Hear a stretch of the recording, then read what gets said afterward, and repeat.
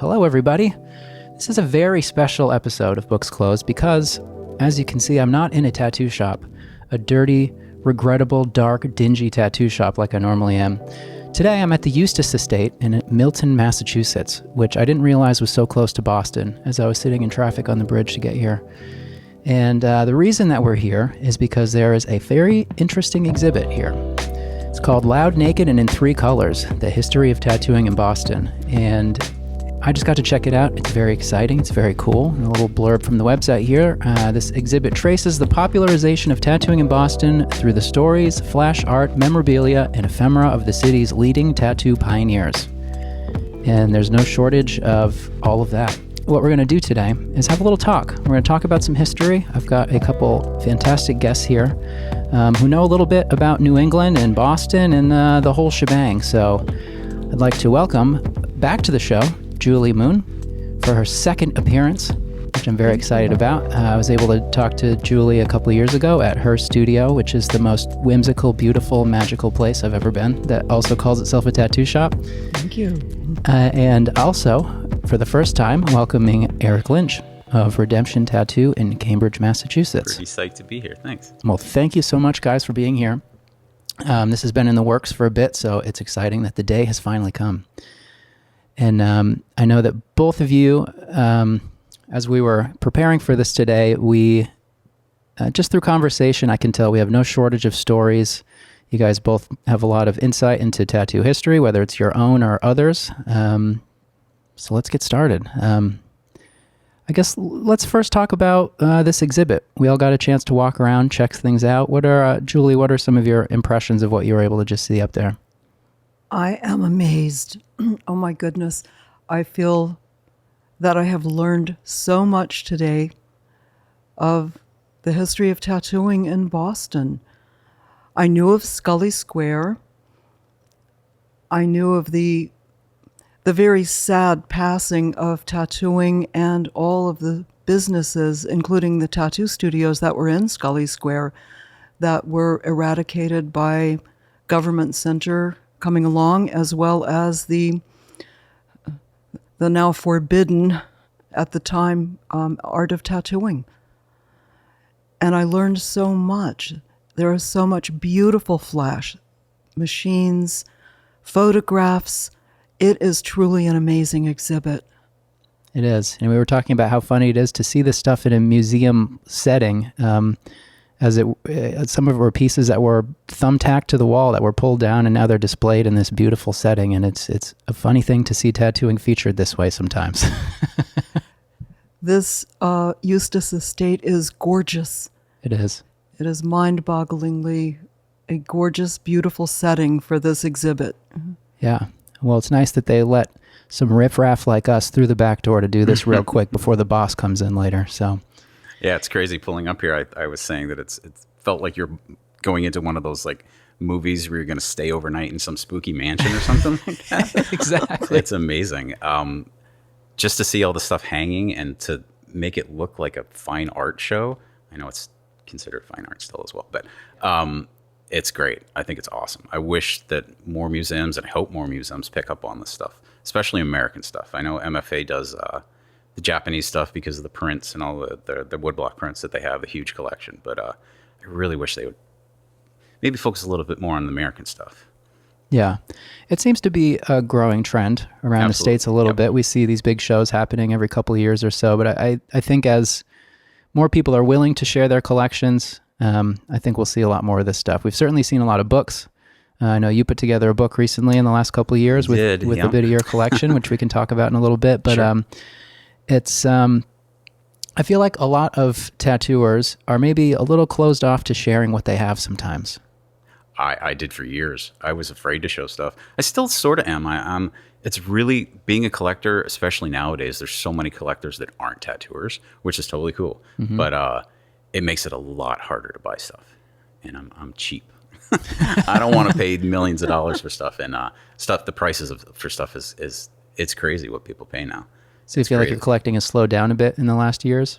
It's just harder to find stuff. You got to get real sneaky and know where you're looking and use different ways of finding stuff. I'm sure antique dealers do the same. You know, they put their name out everywhere, hand their cards out, blah, blah, blah, blah, looking for everything.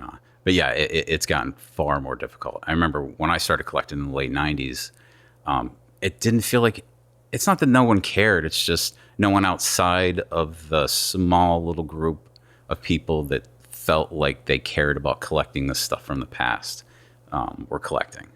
I used to trade stuff with Eric Maskey back then, and I remember trading, we'd trade sheet for sheet, or I remember trading him a Rogers machine, and he traded me 201 Jensens and a bunch of Flash just for one machine, you know, and nowadays that collection of stuff that I might have traded could be like 10 grand. So prices have gone through the roof. It's crazy. And at that time, you probably weren't thinking about the value of it. No, never have. It wasn't a money investment. It wasn't something that you were... Still don't think of it that way. No, right. That's why I'm cheap.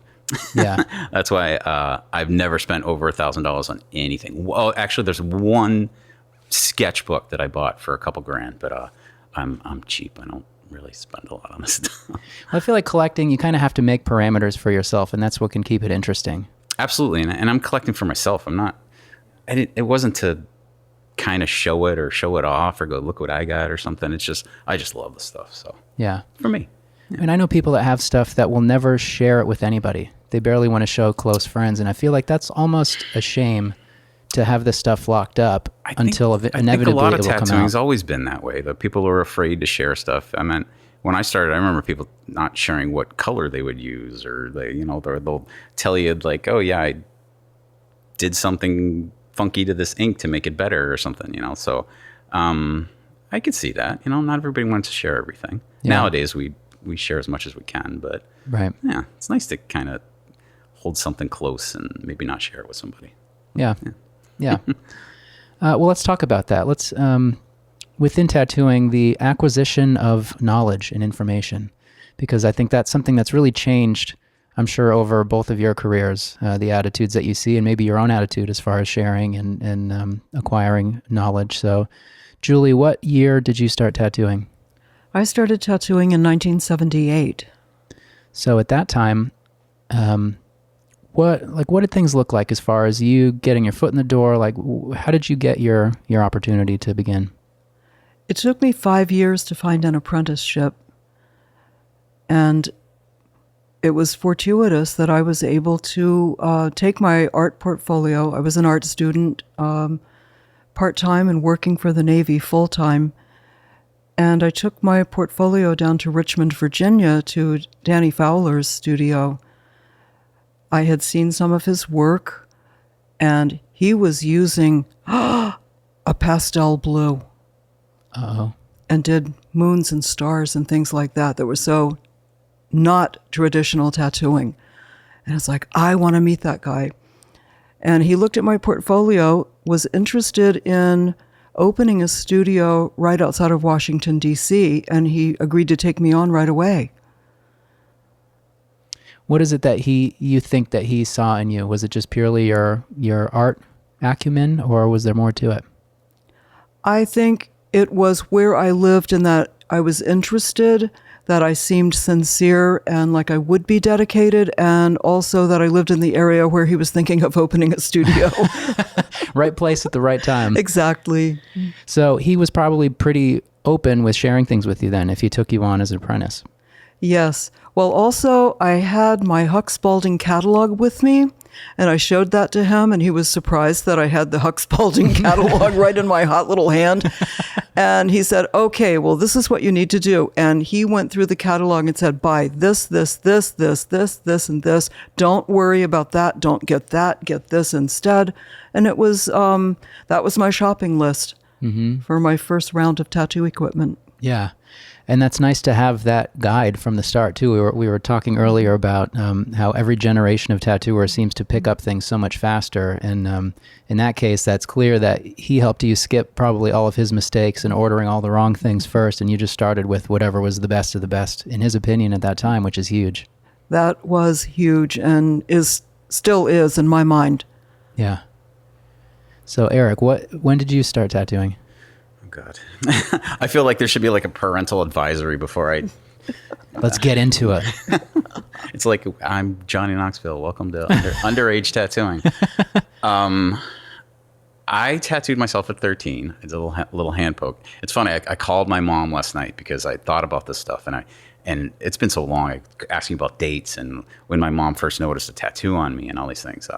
So I moved from Pennsylvania when I was 13. I got up here and I was a little metalhead, so I was into all the little spooky little skulls and all that kind of stuff. So I hand poked a little skull on me, hand poked a little cross. And then a friend saw it, hand poked a little thing on them, and it just kind of progressed. So that was 86. And then I got equipment by 88. My girlfriend wanted a tattoo, so we went in the back of like Outlaw Biker or something like that. And I remember it was Phoenix Tattoo Supply. It was $99, and you got a little battery operated rotary DC machine that was attached to like this plastic. I don't even know what it was. It was like a plastic tube with the end of it that had looked like one of those little gel squeeze things where the needle would go through. And I kid you not, the instructions were you got coffee straws, and they gave you a little pack of needles, and you taped the needle onto the straw, and then poked the straw through the needle that was on the rotary, and that's what you tattooed with. Yeah. So I did quite a few with that. I have some on my ankle that I did. Eventually, I had it in a friend's car, and the box got stepped on, and took a year off. And then I got into a car accident. I got a little bit of a settlement. I bought some Spalding stuff. Went through the thing, and you filled out. I wrote all my little stuff down, and this is when about my mom said she started noticing me because I was getting, as a kid, you hang like my brother had like Megadeth, and we were like metalheads, so we had like all the posters on our walls. Well, I had like one wall that was all the metal stuff, and the other thing was all the tattoos I was ripping out of magazines and putting them all up on my wall when I was 15 or 16. So that's when I ordered my stuff. 16, had that for quite a while. Am I going too far? Did that for a while. I didn't get back. I didn't actually get into a shop till about 92, 93. And in 93, actually, I briefly met you at Jim's. In winter of 93, there was like a meeting for regulations for New Hampshire at Jim's. And I remember meeting you, Sean Anderson, like a bunch of other people at that shop. I spent maybe a year in that shop that I worked at. It just didn't work out. The guy and his wife maybe I was too young. I never really took it seriously back then. It was just something that, I was a metalhead kid, stoner dude that just thought tattoos were cool. It wasn't like I was like, you weren't looking at it as a career yet. I never did. Yeah. I never did up until like I actually got into a shop, and eventually I got into another shop. I met a woman, Tracy Daniels, at Mad Hatter's, and that was 94-ish. I was getting tattooed by Rob Koss, and I really wanted to get tattooed by Guy, but Guy was busy, didn't have time, and Rob was there. I got tattooed by him. She was like, "Oh, I heard you were working in the shop helping Jack," and I was like, "Yeah, it didn't work out." She's like, "You should come work the desk for me." And I was like, "All right, cool. Yeah, I got nothing to do." Worked with her, and Tracy was great. She taught me how to make needles, and that worked out great. She wasn't the greatest at helping me tattoo, and I don't know if it's because I didn't ask or she was busy, or she was basically one day, she's like, "You want a tattoo, right?" And I'm like, "Yeah." And she's like, "Yeah, okay, well, do it." So started tattooing. It worked out okay. She eventually closed her shop, moved on, and one of the summers I met a guy that worked for her for a little while, Chris Wincheski. Chris was massive help. When I met him, he was so into tattooing at the time, and for that time of his life, like that, from the late 70s up until I met him, obsessed. Taught me about Hardy and what I should look at, and history of stuff, and that's how I started getting obsessed. He was massive help. Worked with him for a summer, which was awesome, in Salem. That was what I wanted. That street shop, kind of gritty. Put your name on the board. If it wasn't on the wall, you didn't need it, kid. That kind of shop. Did that for a while, and then moved to New Hampshire. Worked in New Hampshire for 8 years. After that, now 6 years, something like that. And then Mass finally legalized, and met Mike Shea, and we opened up Redemption 2002. In 20 years. It's crazy. That is 20 crazy. years, Time yeah. flies, huh? Yeah.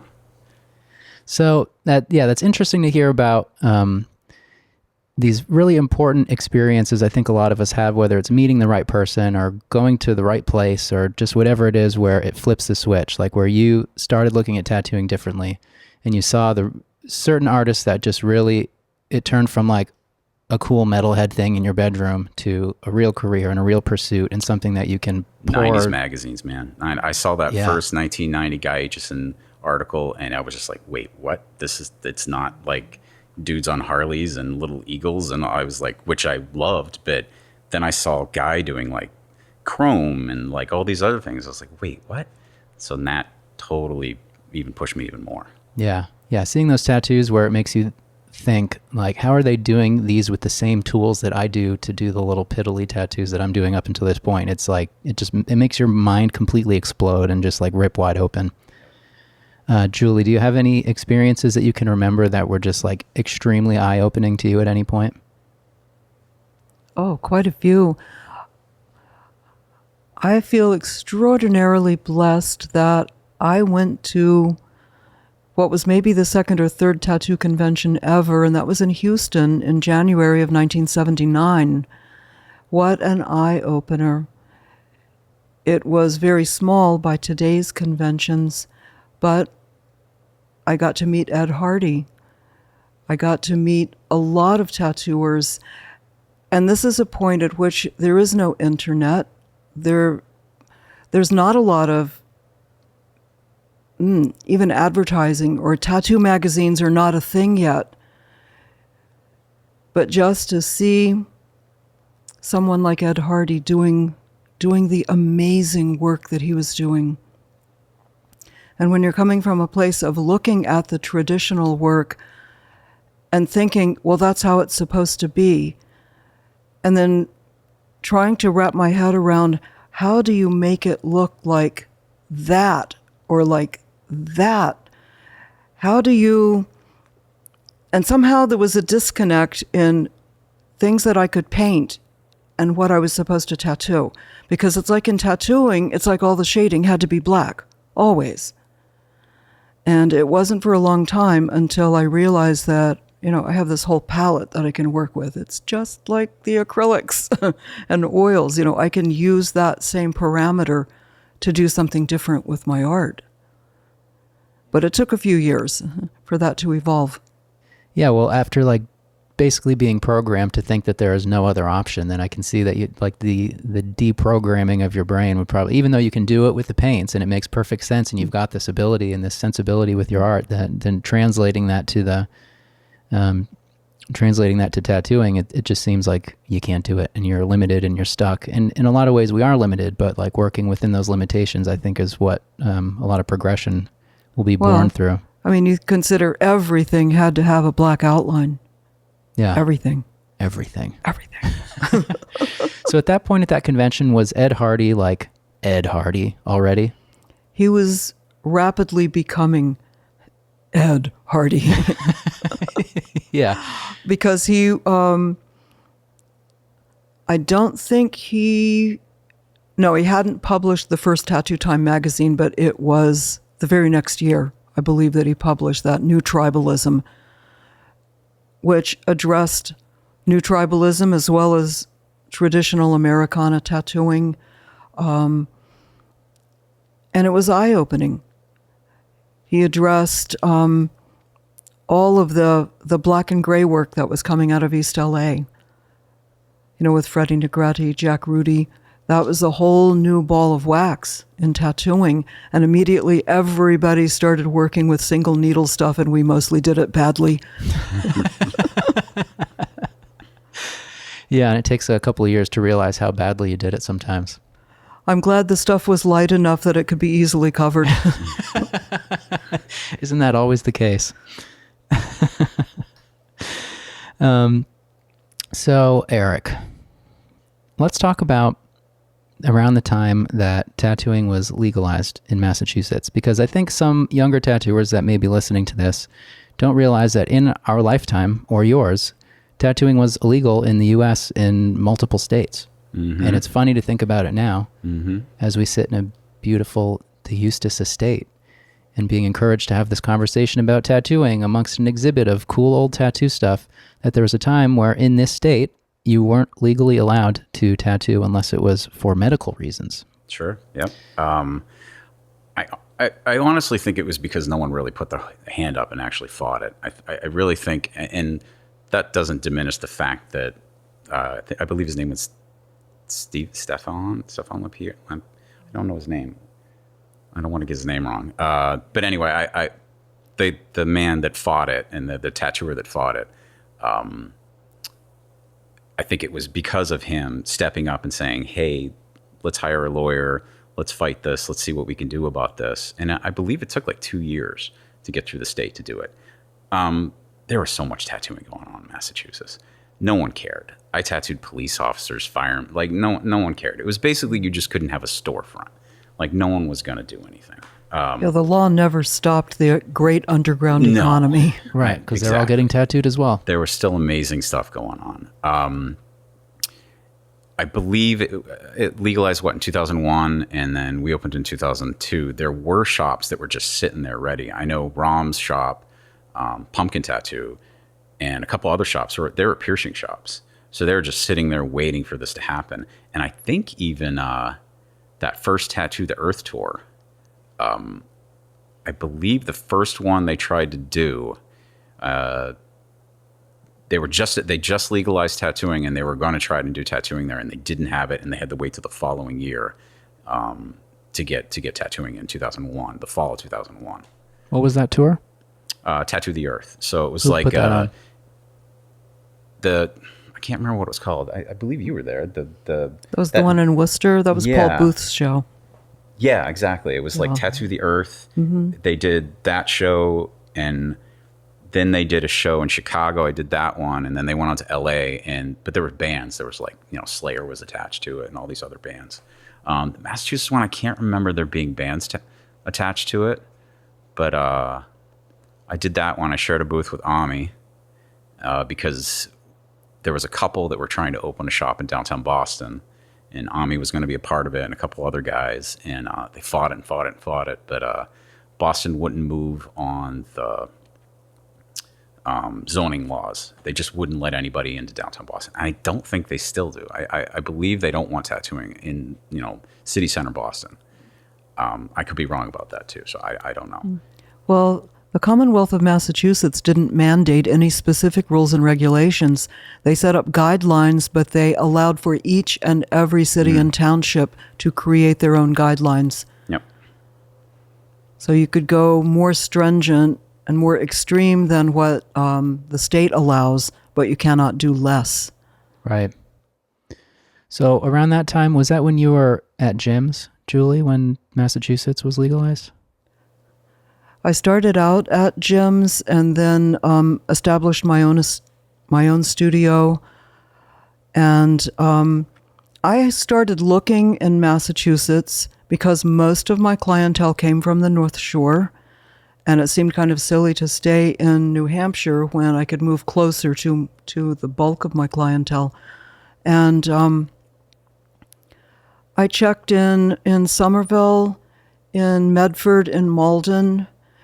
And at the time, there was a certain paranoia associated with having this new tattooing being allowed. OMG.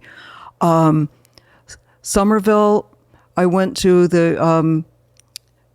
to a meeting of like the Davis Square committee, and I had my little silk business suit. I had handouts. I gave a little talk, and their attitude was, well, we're sure you are really nice, and it would be lovely, but if we let you in, we're going to have to let in all the riffraff. So you can be in the industrial part of town, which is basically underneath of 93. Exactly, yeah. That's what Boston did as well. They pushed it out to the industrial zones. Yeah.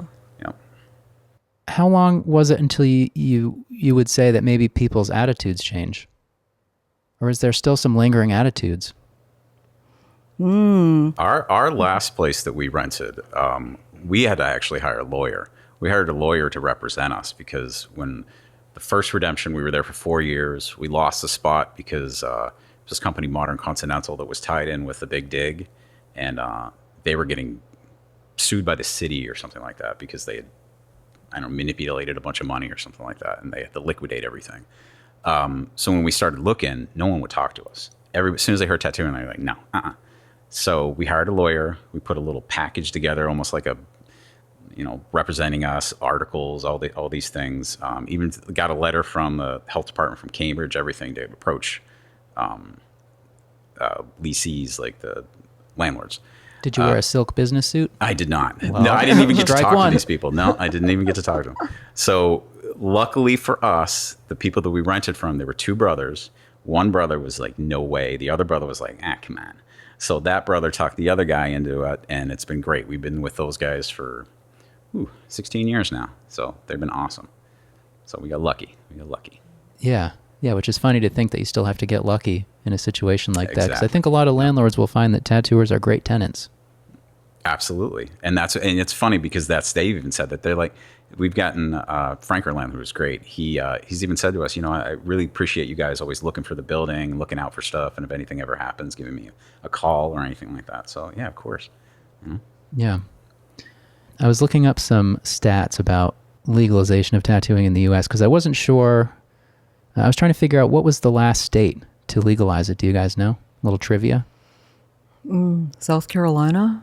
No. I thought it was in like Midwest. Was it like Idaho or Oklahoma. Oklahoma? Yeah. I know. 2006. Wow. Yep, that's right. Which seems like a long time to hang on when everyone else is pretty much jumping on board. Because I feel like you hear all the stories of like New York City underground tattooing and how that's romanticized. And there's, I'm sure, a lot of that in Massachusetts, around Boston and stuff too. But New York City was legalized in 97, so almost another 10 years. And Oklahoma was still hanging on. There were shops on the street there. Jonathan Shop had an open door walk up into the place. So Yeah. I don't think anybody ever bothered them. So Right. better things to worry about, right? Right. Right. So once you guys opened 2002, what was that like for you to just be out in the open, full storefront, just letting it rip? Did it feel different? Because, you had come from being around New Hampshire and stuff, so you weren't always like underground, but was it a different feeling to just have like a legit shop? And there probably weren't a ton of shops quite yet at that point. Not really. I meant being thrown into being the owner, which I've never liked. I don't like being a boss. I don't want to have someone have to come to me and ask me to govern them. I don't want to do that. I can barely stand to be the boss of me. I don't like exactly right. So that was the only thing that kind of freaked me out a little bit. There was 3 of us that owned the place. How old were you then in 2002? Oh, geez, math. 29. I was 29. Yeah, when we opened. So there's 3 of us that owned the place that we all had to make decisions and get along. And then we had another guy, Grez, who works at Kings Ave now. Shop was great. I loved that first redemption shop. We wanted to have that street shop / even though none of us did anything off the wall, unfortunately, because nobody wanted that. But I love that street shop, big open front. Everybody can come in. It just has that energy to it.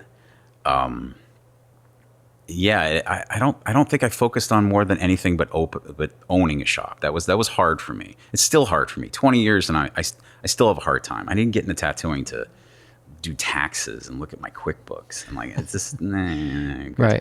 Yeah. So Right. that was tough. Yeah. Do you guys still feel kind of tethered to your shops? Like, is it hard to yes. shake that feeling as owners? I know I do. How can you not? Yeah. Yeah. If you own a shop, you've got a shop. It's more work than a puppy. And you want to be there for everybody else and make sure everybody else is comfortable and gets along and Yeah, that's true. Yeah. Yeah. Do you think that's the hardest part, just managing people? Depends on the people, I guess. Yeah, that's true. Yeah. You've got some people who are much easier than others. Man, we're tattooers, man. We're spoiled. Yeah. Tattooers are spoiled. Man. I declared my studio to be a drama-free zone, Did it work? and mostly. Yeah, same here. Yeah. We've got a great crew. 100%, but mostly. Yeah. It's pretty mellow.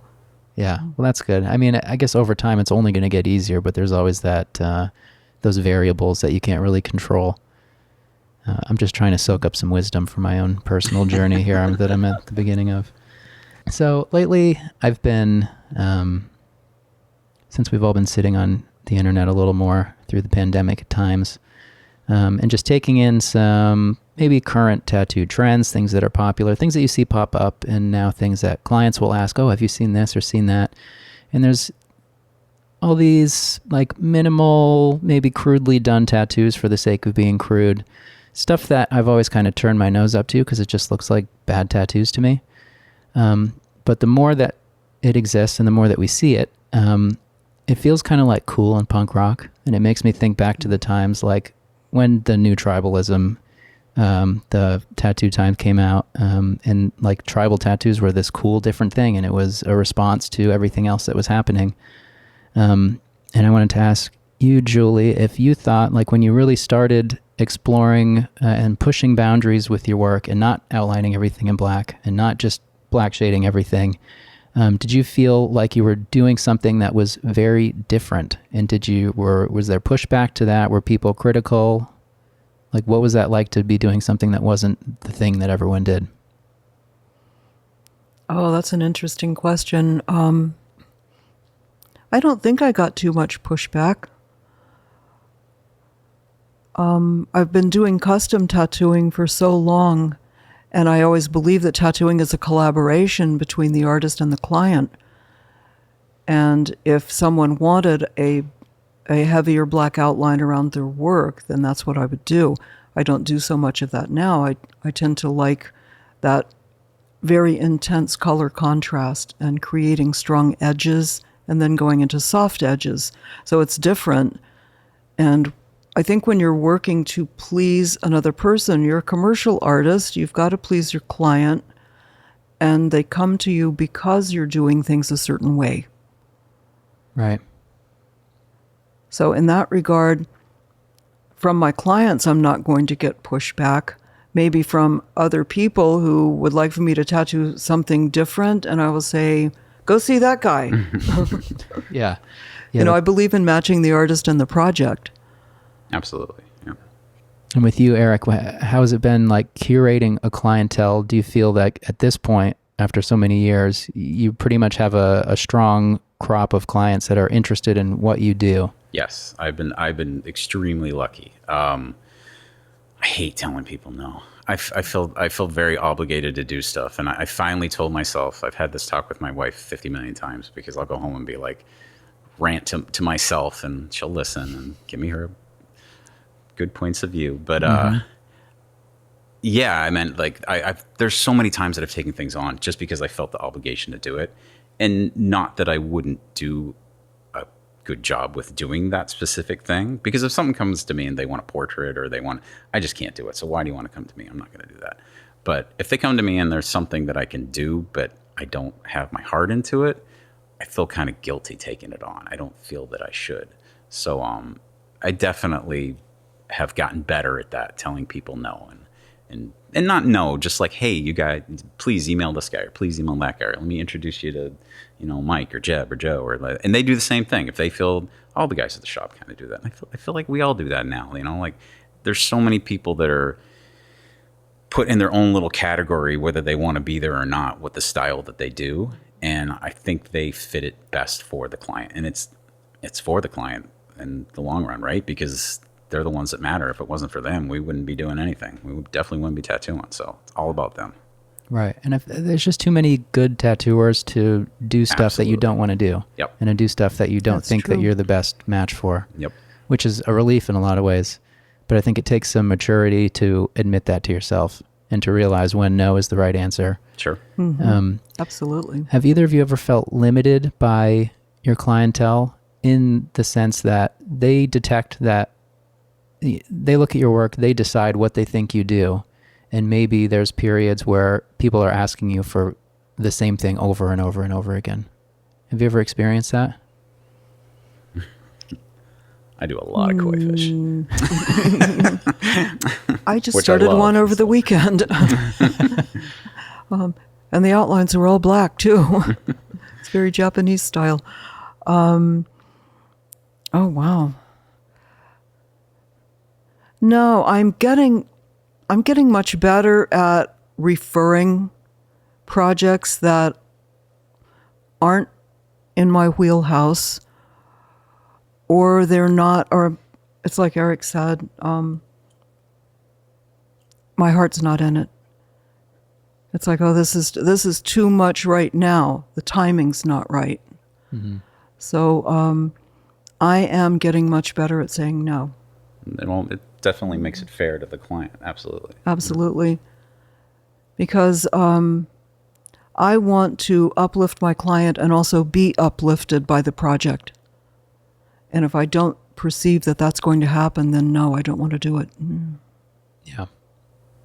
Absolutely. I've even had emails from clients that I've referred to somebody else, and they'll be like, dude, thank you so much. I worked with blah, blah, blah, and it's worked out great. Thanks for just letting me know that. And that's awesome. You know? Yeah, that always feels good. Yep. That it works out. But it's always a risk too, because sometimes you get the emails that are like, oh, I tried to go to that person you recommended and it did not work out. And then you feel a little bad, but what are you going to do? We can only try our best. Sorry, it didn't work out.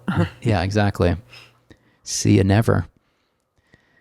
So, Erick, let's talk about the book you put together, because you are a collector of things.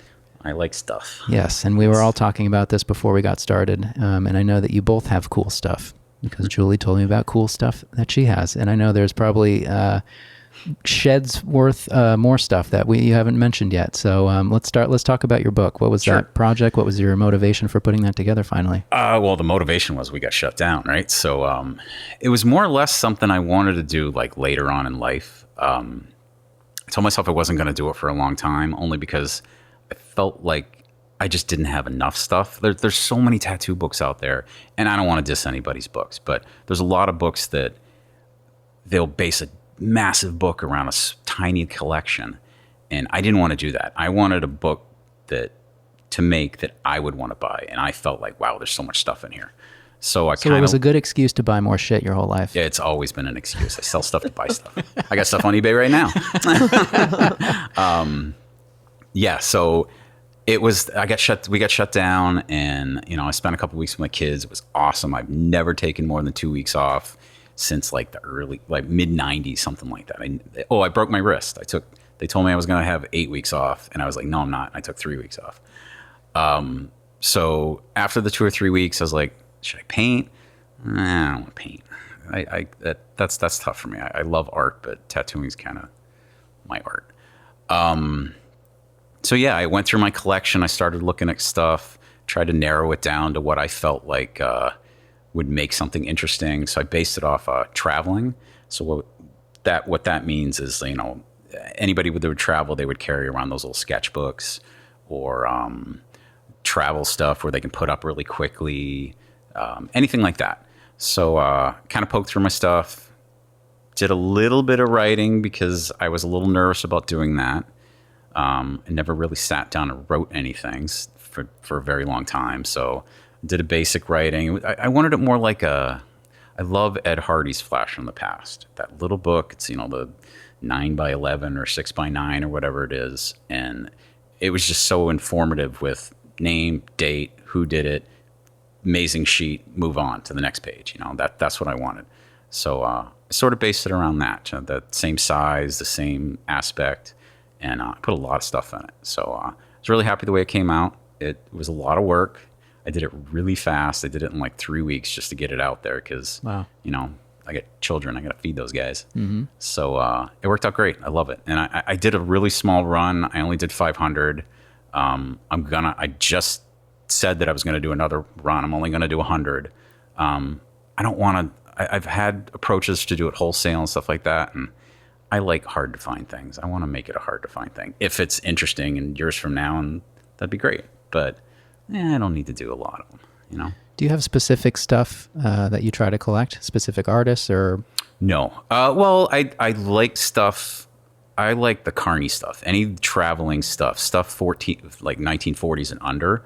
I had a bunch of stuff like, Jensen Rogers, all this stuff that I loved, but I felt like it just didn't fit me. So I sold a bunch of that stuff, and I've just really been looking for the really early stuff. I love that stuff. So, Do you think a lot of the bigger name tattooers that everybody knows about, do you think everything from their life has been uncovered yet?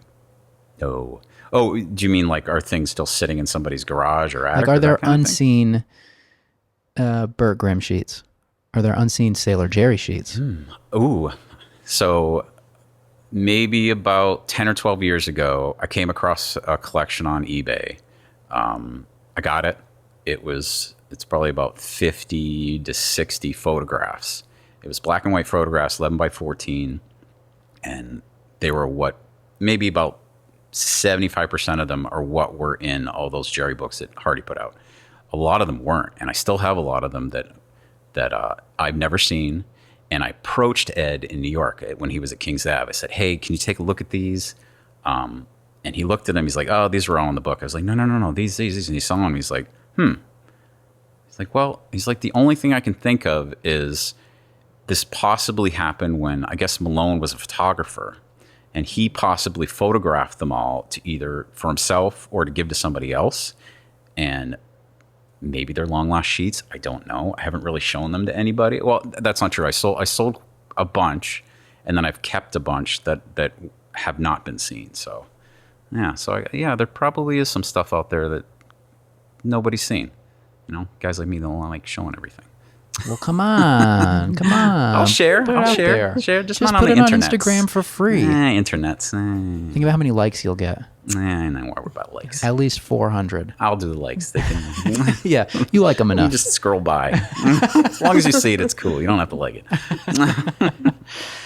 And Juli, you were telling me about how you've acquired some interesting things, and a lot of it more so straight from the source, not eBay finds, which are cool too. But different times. Of course. Well, I do have my Paul Rogers machines that I got very early on. And I was down there in Jacksonville and helped Paul spray paint some of them because he decided he wanted to do them in different colors. And he wanted them to be fancy, so maybe half of them were red and the upper half was gold.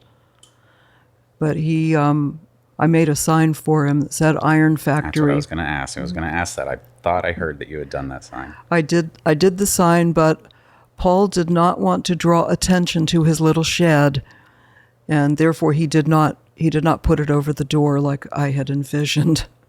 He says, "No, I don't want to get in trouble with anybody." The shed was just at his house. Yeah. The shed exists. Did you hear? Did you know that? There's some. Wait. Does Eric Tom bought it on Beasley eBay. have it? No. Maybe they got it from Beasley. I can't remember the guy's name, and I'm sorry that I can't. But is it Friedman? Is he a machine builder? Anyway, Feldman? there's a machine builder that has it, and I just saw it recently, and he has it in his machine shop, and they I guess they kind of reconstructed the where Paul had stuff and kind of rebuilt it and fixed the roof and all that stuff. Oh, wow. And it's in a shop. Yeah. Oh, that's too cool. Yeah. Does it pretty have the cool. sign on it still? Well, I don't- he never did put the sign up. Okay. That would have been cool. So yeah, back at that time when you were hanging with Paul Rogers, no big deal. It was amazing. And Paul had been traveling with carnivals. We saw photographs of himself and his wife, and she was in. Please forgive me for telling this. He was very embarrassed about this because she's in a very cute pearl, like bikini top and a skirt, a really nice costume. But I guess that was just too scandalous for the time because this was back in the 1920s. And he was tattooing then as well, and he could still in 1978 hold on to a vertical bar and lift his whole body out to one side and hold that for a moment. Wow. So he was in very good shape. Yeah. Did he do a balancing act or something like that? I think so. Yeah, I've seen photos of him doing handstands and Yeah, stuff. right. Like, Yeah. yeah, he seemed like he was always in pretty good shape for an older guy. We also talked to Paul's son, Leonard, who was telling us about Pop retiring from his shop, which I'm trying to remember if it was in Richmond or where it was in Virginia. Or maybe it was in Jacksonville. No, I don't remember. That was in the far distant past for me. But that they, meaning the powers that be in the city, had wanted him to close down and had been making suggestions that he might want to close the studio. And he said that he thought they sent somebody in to beat him up, which they did, and put him in the hospital. Oh, no. And he was, I guess, so badly beaten at that time that his sons came in and closed down the studio and gathered up everything and stored it. And that's when he actually actively retired from commercial tattooing. So that's kind of a tragic tale. But he did keep on tattooing, and I got a tattoo from him on the 50th anniversary of the first day he tattooed. Oh, wow. Amazing. Did you see that thing, Eric? It's so cool. On her ankle. And that's part of my collection. It's still there. I love seeing those tattoos. Yeah. When we were out at visiting Bruno, we made Ed Hardy show his tattoo by, oh God, names. Stony Sinclair? Stony Sinclair, yes. Oh, wow. So we got to see that. That was awesome. Which is especially cool because of that video documenting the whole thing that we've all seen. Exactly. Yep. Oh, my Yep. gosh. I had approached Marty Holcomb. I had seen Marty Holcomb down at Mardi Gras one year, and I think it was in '76, and I was interested in tattooing, and Marty Holcomb was standing there in the street corner with this fellow who had his entire back and chest tattooed in beautiful blues and gorgeous colors. It was amazing, and it was like an eye magnet. It's like, I have to talk to these people. And he gave me his address in Columbus, Ohio. And a friend and I drove out there to be tattooed by not by Stony, but by Marty Holcomb. And I saw the Stony St. Clair signs, tattooing and not knowing who he was. And I asked Marty Holcomb about it as he's tattooing me. He says, oh, he's a terrible person. He's this awful charlatan. You don't want to go there. Amazing. So that's part of my collection of stories. Yeah. I'm always interested in like the interpersonal opinions of each other, of people, because I think when we look back, especially like being my age, those are all like mythical creatures almost. These are people that like haven't existed in my world of tattooing in a real way other than seeing them in books and like sometimes the video clips that you can still find and stuff. But it's interesting to think, what did those guys think about each other? How were they actually to their customers? All these things that like, stories like that are my only insight that I ever get into that. And it's always funny to hear anecdotes like that about people. I asked Smokey Nightingale when I got my first tattoo. I just, the minute that machine got into my skin and I got that first tattoo, it's like, wow, this is what I want to do. It was like a religious calling or something. And I said, do you ever teach? And of course, not knowing that tattoo artists get that asked of them at least once a day. Yeah. And he's like, I'm only going to teach my kids. He wasn't interested in adopting you. So yeah, it's probably for the best. Probably. Sounds like things still worked out. So I think we can look back and laugh at that.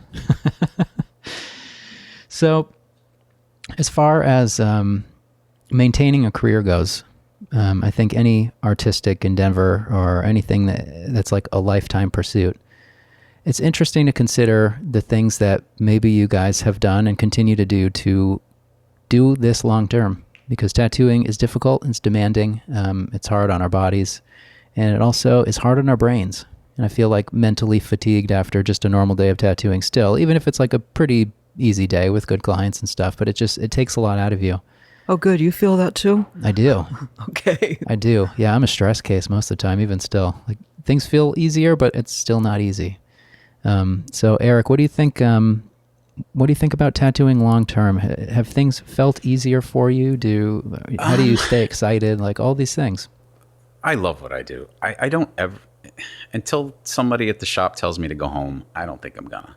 I think I'll be there as long. Luckily, fingers crossed, knock on wood, all that good stuff. I don't have any problems. I don't have wrist problems. I don't have back problems. My neck bugs me a little bit. nothing's bugging me. I'm good. I'm mentally 150%. Like, at the end of the day, my eyes feel crazy. I go home, and hurt myself, stay up till 2 a.m. drawing. So luckily I've been okay. I've been okay. It's more mental stuff, physical stuff. I've been okay. Do you feel like it's an ebb and flow as far as like eagerness and, because I think we all get into modes where we're like tattooing all day and then like painting every night, and then it stops for a while, or like pursuing other art stuff. Like, do you feel that up and down? I think well, I know guys don't like this, but I don't consider myself an artist. I'm a tattooer. I have never done anything else. I never got into art. Like, I started so young getting into drawing tattoos at 14, 15, 16 years old. So that was my art. I've painted, I've done flash, I've done all that stuff, but it feels like white noise now when I do it. I feel like I'm faking it, So it's like, I want to paint, but not that stuff. I'd rather do outside the tattoo realm. But yeah, I don't know. I love what I do so much. I can't see me not doing it. And I don't have any other skills, unless someone's going to hire me to play like video games or something like that, or maybe test weed or something. I don't know. Other than that, I don't know what else I would do. Yeah, you're not going to hit up plumbing school or anything anytime soon. What about you, Juli? A long, illustrious career, and you're still doing it. In January, it'll be 45 years. I think I'm going to have a party. We'll be there. Okay. It is a lot more fatiguing. But I have a whole devotional practice that I work with, and I set my intention to be excited every day for whatever is going to be. That I'm here to do the best I can with my own being. What can I do? Can I be happy? Can I be cheerful? Can I do uplifting things for the people around me? And that which I do in that regard is also what uplifts me, because it's a return gift. You set your energy within your own being and push that energy out. So what are you pushing out from yourself? Are you going to be hateful? Are you going to be irritated? Are you going to be negative about everything? Or are you going to be the best you that you possibly can be? And that takes a great deal of strength. Strength of intending to be peaceful and calm, even in the face of turmoil. Eek, and we all know that tattoo studios can render a lot of turmoil, even in drama-free zones. Mm-hmm. But that's the truest test. But I have found in all of my career that whenever I was dealing with troubled times, and there have been plenty, that tattooing was the best damn escape I could find. It forced me to focus on what is at hand. What am I doing right now? How am I interacting with this client? And I have been able to get through some truly horrible times with the blessing of tattooing. I couldn't agree more. I tell people, I joke all the time, but it's true that tattooing is my downtime. When I get to sit with a client and that's all I'm doing, that's got to wait, and this has got to wait, and I can't answer that email. It's 150% my downtime. Yeah, because everything else around it feels like work. That does not feel like work to me. Yeah, which is great. Love it. Yep. It's a perfect excuse. Yep. Do you feel like you are always able to be so deliberate with your approach, or has that morphed and come to be what it is now over time? I think it has been an evolutionary process. I don't think tattoos come out quite as well when you're not focused on them. Yep. It takes that extreme concentration and that deliberate act of putting pigment into someone's skin and then checking in with the rest of the body to see what that person is doing. How are you feeling? Are you doing okay? Is your hip bothering you? Do you need to change that arm angle? And of course, the old timers used to say, "Oh, if you ain't in an uncomfortable position, it ain't a real tattoo." I Yeah. feel like I still say that. Yeah. Jokingly, but yes. No, now I prop everybody up with pillows Yes, and as do play we, the yeah, soothing of music. course. Right. You have to. Yeah. Will you hear that, you miserable bastards out there? As you've half typed a negative comment under this video. Listen, just rewind that back the last 5 minutes and you learn something. And also, there is the warm water rinse. I cannot stress this enough. How do you keep it warm? How do you keep it warm? I use one of those candle burners, those electric candle burners. I set a ceramic cup on that, and water in that, a plastic baggie over top of that, and then set my disposable cup into the warm water. And that is so soothing and nurturing to irritated, tattooed skin. Mm-hmm.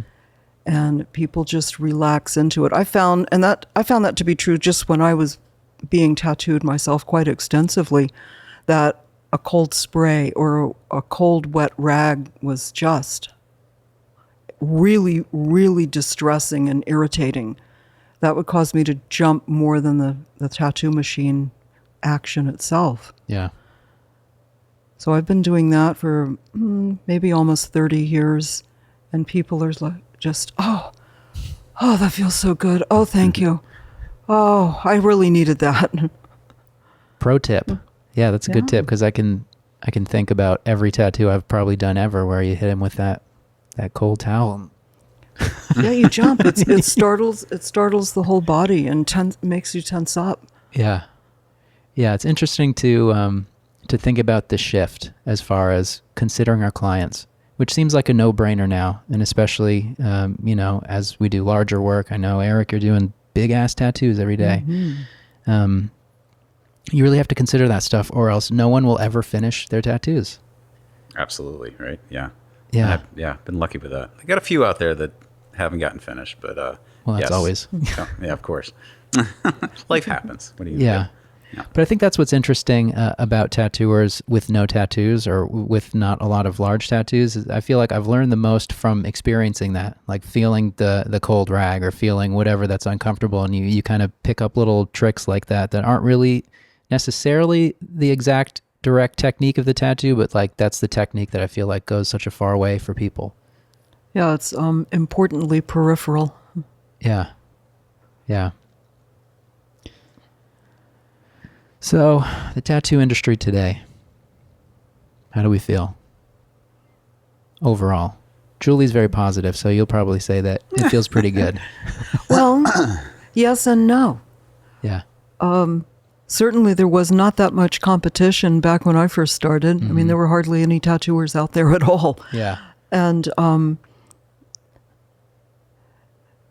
now the proliferation of tattoo studios everywhere. It's like, wow, look, there's another one. When did that one get here? Who are those people? Well, it's like McDonald's. And but on the other hand, the bar has been raised so high, and I tell this to people all the time. It's like, it's mind-boggling what's out there, and that you can go on Pinterest, everybody's favorite flash source these days, and just see this incredible work, not just from down the street from you, but in Russia, in China. I mean, you see global, mind-boggling tattoo work, and you wonder, how did they do that? Right. Which kind of brings us full circle from the beginning of this conversation about our more formative years having that experience, and now we're having it all over again. There will never be a shortage of like special effects tattoos out there that we just can't wrap our heads around. But I don't know. Is it just camera tricks? I don't know. Are you talking about like I'm talking about overly like realistic stuff, or just anything that looks so slick it's almost impossible seeming. Oh, absolutely, yeah. So I don't even understand how some people do that stuff. I'm Yeah. so minimalistic when it comes to tattooing. I use like 4 needles and 8 inks, and like So I don't get it. I can't wrap my head around it. Yeah. So do we think that the best days of tattooing have passed?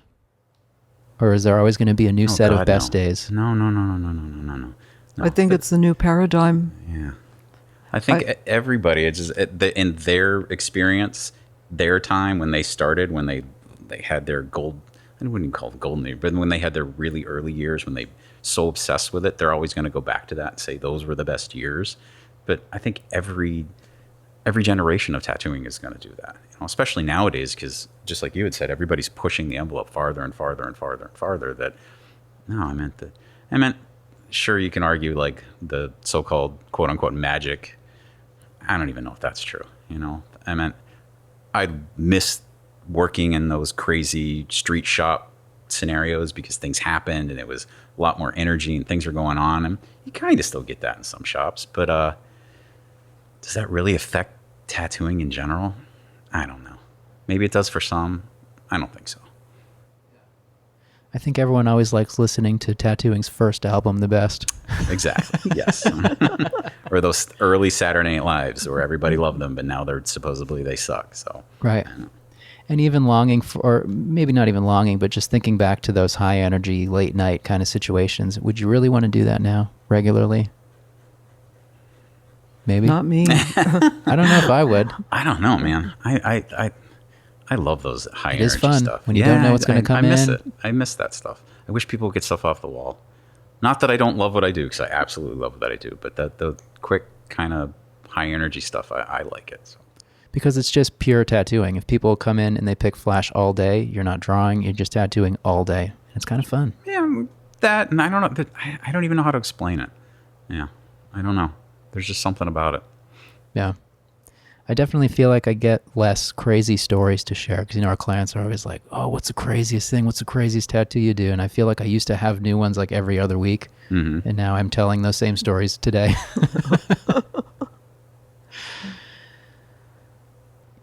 Do you guys have any parting words? Anything you want to get out? Anything you think the world needs to hear? These words will live forever. Okay. No pressure. Well, that sounds good. Yeah, no pressure at all. Well, I think having a support system at home is extraordinarily helpful. And my husband, Paul, and I just have celebrated 19 years together. Congratulations. Mm-hmm. Congrats. Yeah, that's awesome. Yeah, it goes a long way. Absolutely. Yeah. My wife's here, camera operating right now. What do you think? How's life? How's life on your end? Yeah, right. She's lying because the cameras are on. I'll ask her later and she'll say, shut up. What do you think, Eric? I couldn't agree more. Having someone at home, my wife, that deals with my, hey, good to see you. Here's 15 minutes of conversation. I'm going to go draw. And her not even being fazed by that is just, she's amazing. Not that I don't get to see her, but she understands that I do this, I do that, and it doesn't even faze her. So it's amazing. It's awesome. She's great. Couldn't agree more. And she's the best when I get to go home and rant about something stupid that doesn't have to be ranted about. And she's the one that's like, what's wrong with you? And then gives me a good explanation of why I shouldn't do that. So I think that's the best. Yes, absolutely. Having someone to snap you out of it. Exactly. I need that. When you think there's a make or break moment occurring in your life, then you can go home and they're like, what are you talking about? Yeah. Someone to put me in my place. That's what, yeah. Yeah, when I get home, Rachel says, look, I have a real job. I have real problems. You got it good. And she's right. All right. Well, thank you guys so much. This has been a lot of fun. Thank you. Thank you. Absolutely. And thank you to this beautiful place, the Eustis Estate, historic New England, this exhibit, Loud Naked and in 3 colors, which will be open through October 30th. So I encourage any of you, if you live around the Boston area or if you're visiting, or just make a special trip for this. There's a lot of cool stuff to see, and there's a lot of cool stuff to do in Boston. You can go bother Eric at work. Please, come by. Yeah, tell him you heard him on the podcast, and then you can ask him all the questions that I didn't ask. And that's that. Thank you, everybody, for watching, for listening, as always. I'll be back next time in not such a visually beautiful space, I'm sure. And yeah, that's it. Thank you.